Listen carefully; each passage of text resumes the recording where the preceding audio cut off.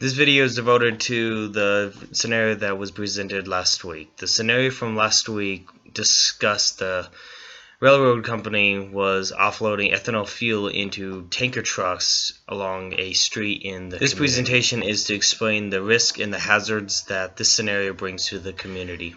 Ethanol blended fuel is a big concern in the US and other parts of the world that are using alternative fuel sources, especially for the fire departments. This is because the fire department and fire personnel are lacking the education on ethanol fuel fires, suppression strategy and tactics, and previously developed foam agents do not work on ethanol fires. This presentation will address 5 of the following. The first, identify a minimum of 4 risks the scenario brings to the community. Second, apply fire protection strategies to address these risks. 3, describe how this would impact the fire department. 4, provide examples to educate citizens on the impact to both the community and the fire department. And last, 5, identify the fire department's plan to improve fire protection. The first aspect is identify 4 risks that the scenario brings to the first risk is that there could be a potential ignition that is caused during the transaction from rail cart to highway tanker that could potentially injure and or kill civilians. The second risk is, since ethanol absorbs water, the challenge that the fire department faces is during fire suppression. This could potentially escalate and complex the situation. The third risk is, since ethanol blended fuel fires require a special type of foam, which is ARF, or in other words, alcohol resistant foam. This requires fire departments to remain stock of ARF in case of emergency, and this causes a potential problem because alcohol resistant foam is 30% more than standard. And last, the fourth risk. The fourth risk is, since being ethanol blended fuel fires can increase the escalation and the complexity of a fire operation, this exposes fire personnel and equipment to higher heat, which in turn can cause potential problems for the fire department. Now let's talk about the second aspect. The second aspect is applying fire protection strategies to address these risks. Fire protection strategies could include know SOPs, know the SOGs on ethanol blended fuel fire procedures, know the equipment, and consider training associated with ethanol if needed. This could be knowing the application procedure on applying alcohol resistant foam agent to a ethanol blended fuel fire. This also could include knowing ethanol is a polar solvent, and polar solvent foam concentration levels should be 6%, 6-part foam concentrate to 94% parts water. This could also include firefighters should know their equipment. They should know their equipment includes line adductors, which pulls the foam into the water stream, self-adducting nozzles, pressure systems, and pump proportioning systems. SOPs for applying foam agents to ethanol blended fuel fires should include 3 different types of techniques. The first is the bounce off technique, which is the firefighter applies the foam by bouncing the foam off an object or behind the spilled area.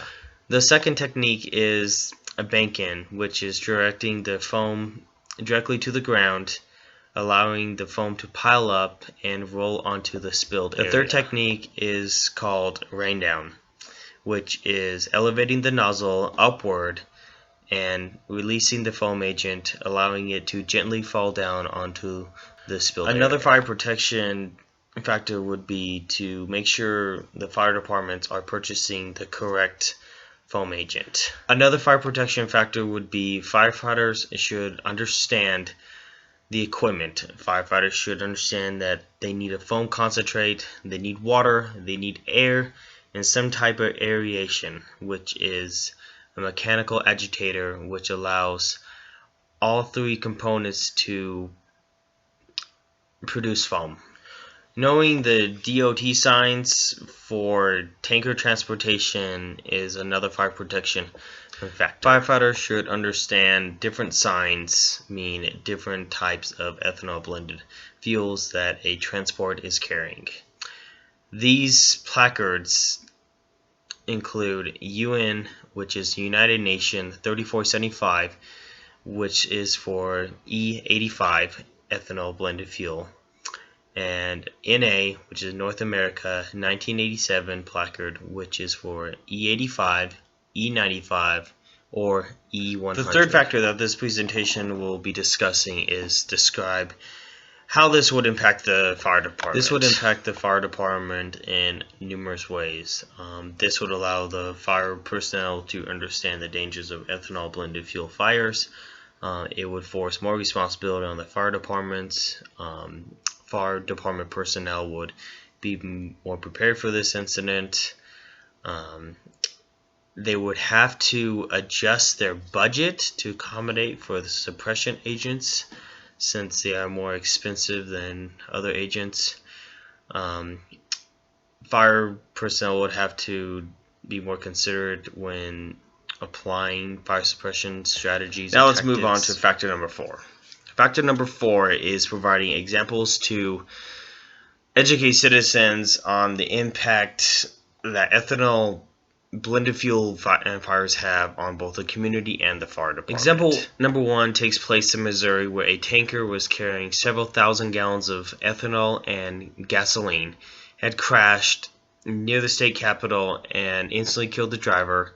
The fire spread so bad that 2 elementary schools were evacuated, and the state was forced to rebuild a badly damaged bridge. This community could face a similar situation because when ethanol burns, it is extremely difficult to contain if it is not handled in an appropriate manner.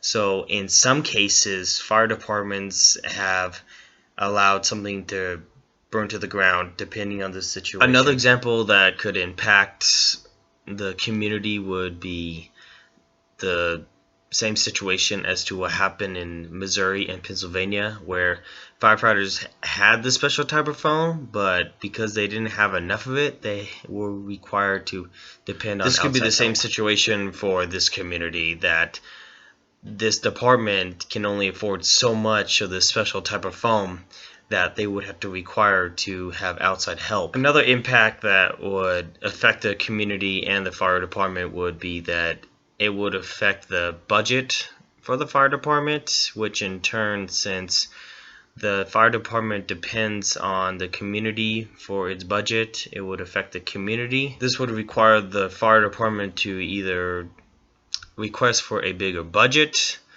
or they would have to adjust the budget in order to accommodate purchasing the volume of special type of alcohol resistant foam that is required for ethanol blended fuel fires. Now on to the last factor that is associated with this presentation is identifying the fire department's plan to improve fire protection. The fire department will always keep up to date with recent newly marketed turnout gear that is for ethanol blended fires. They will always have stock of the alcohol resistant foam just in case there's an ethanol fire that happens in the community.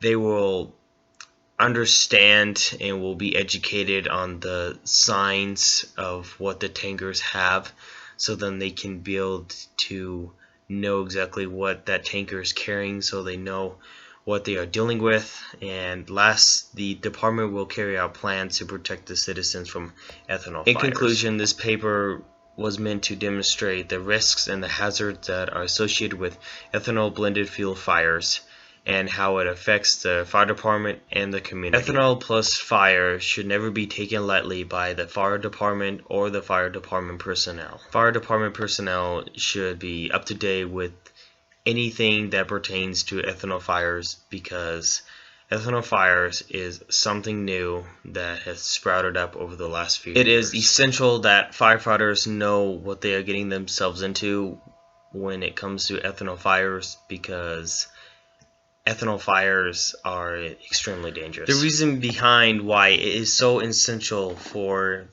firefighters to understand the concept of ethanol blended fuel fires is because ethanol fuel alternative is not going anywhere.